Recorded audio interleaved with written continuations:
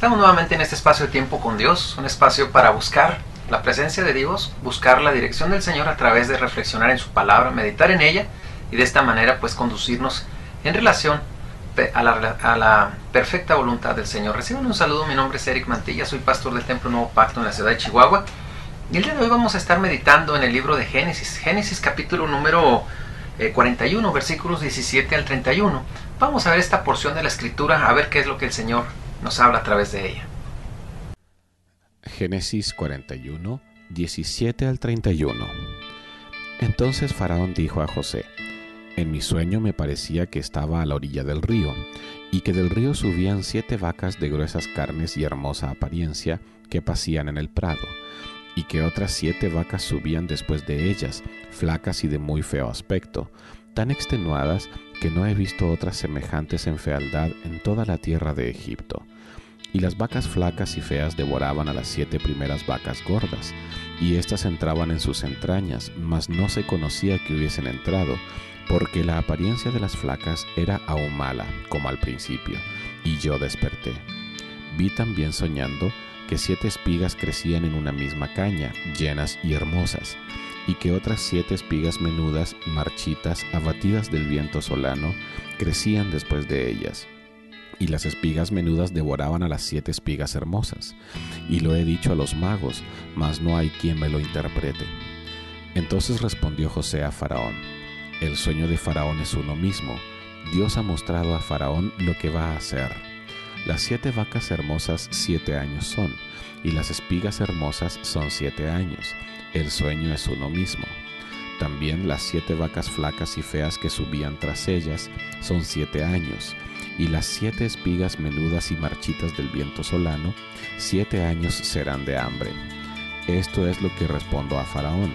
Lo que Dios va a hacer lo ha mostrado a Faraón. He aquí, vienen 7 años de gran abundancia en toda la tierra de Egipto, y tras ellos seguirán 7 años de hambre, y toda la abundancia será olvidada en la tierra de Egipto, y el hambre consumirá la tierra. Y aquella abundancia no se echará de ver a causa del hambre siguiente, la cual será gravísima. Bueno, como podrán ver, esta es una de las historias fascinantes de la Biblia, de la historia de José. Y prácticamente José ya ha pasado por una serie de circunstancias que, pues, la verdad no se la deseamos a nadie. Había pasado calumnias, había pasado rechazo, había pasado injusticias. Y bueno, pues al parecer ese es un momento en el cual, lo que acabamos de leer, se le presenta la oportunidad a José de que se empieza a notar el cumplimiento de una promesa. Faraón había tenido un sueño y este sueño le había inquietado. Este sueño tenía que ver con su liderazgo de la gran nación de Egipto, que era la nación más poderosa de ese tiempo. Y bueno, José es traído de la cárcel precisamente con esa finalidad de que él interprete los sueños. Cuando ya no había nadie más que pudiese interpretar estos sueños, se le llama José. Por recomendación de alguien que había estado también con él en la cárcel, se acordó que José tenía esta capacidad, este don de Dios. Y cuando él llega, definitivamente empieza a dar simple y sencillamente la interpretación de los sueños. Y los sueños implicaban que vendrían 7 años de abundancia, 7 años de escasez. Dice la palabra de Dios en el pasaje que leímos que bueno, no se iba a ver tanto la abundancia por los 7 años de escasez que iba a haber, pero también Dios no solamente le da la interpretación, le da una estrategia misma que produce que José posteriormente sea elevado a ser el segundo de Faraón, a ser el más grande hombre sobre Egipto, solamente después de Faraón.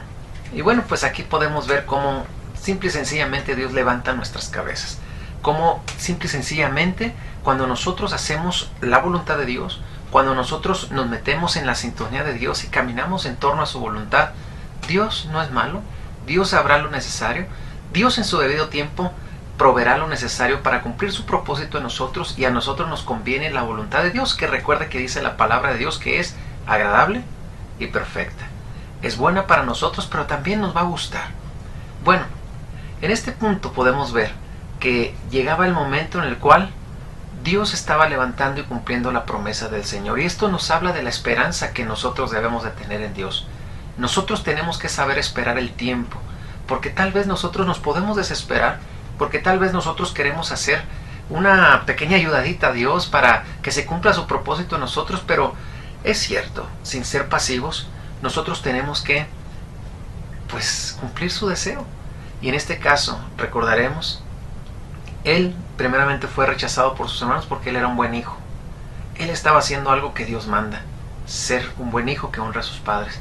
Posteriormente, estando en la casa de Potifar, él fue calumniado porque él no se prestó, ¿verdad?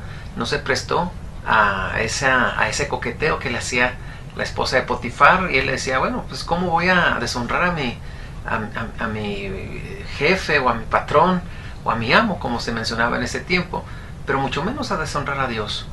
Ya en la cárcel, él también honró al Señor y aún fue puesto por encima de todos en la cárcel. Él siempre honró al Señor, y tarde o temprano Dios exhibirá nuestra justicia como la luz, como dice la Escritura, o nuestro derecho como el mediodía. Él fue presentado delante de Faraón, y cuando ya no había nadie más que pudiese interpretar esos sueños, José fue el hombre indicado para no solamente interpretar un sueño, sino dar dirección a toda una nación. Y no solamente era una nación, era la nación más poderosa de ese tiempo. Estamos hablando de 7 años de abundancia, 7 años de escasez, en los cuales 14 años de la nación de Egipto fue simple y sencillamente dirigida por José. José, quien estaba bajo Faraón, pero definitivamente guiado por la palabra de Dios, guiado por la sabiduría de Dios, para que Egipto pudiese sobreponerse a esta gran hambruna que se vendría 7 años después de la abundancia. Entonces podemos ver cómo Dios hace cosas maravillosas, cómo de la nada Él puede hacer todo, cómo de lo que aparentemente está totalmente perdido, Dios puede hacer un milagro. Como cuando nosotros estamos pasando por una situación donde no vemos simple y sencillamente por dónde poder avanzar o por dónde se va a dar el cumplimiento de la palabra de Dios, Dios siempre obra. Se me viene a la mente cuando el Señor Jesús quiso alimentar a más de 5,000 personas, y que era lo único que había al alcance, solamente unos panes, unos peces, y de ahí Dios empezó a ejercer una multiplicación milagrosa. De la misma manera nosotros a veces nos equivocamos porque buscamos los milagros, buscamos las señales, y no está mal, desde luego, creemos en un Dios de milagros, pero a veces nos enfocamos tanto en ello, y ese enfoque nos produce que nosotros no sepamos esperar. Hay que aprender a esperar, y parte de esperar no es tener una actitud pasiva, es estar esperando, haciendo la voluntad de Dios cada día, obedeciéndole.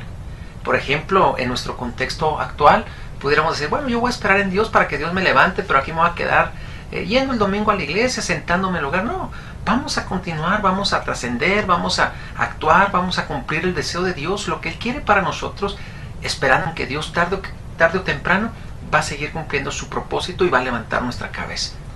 Esta es la reflexión que tenemos para el día de hoy. No se desespere, Dios llegará, como lo hemos dicho, lo hemos platicado, llegará a tiempo. Nosotros solamente tenemos que seguir caminando, avanzando en Dios activamente, de tal manera que nosotros podamos confiar en Él, que Él tarde o temprano levantará nuestra cabeza.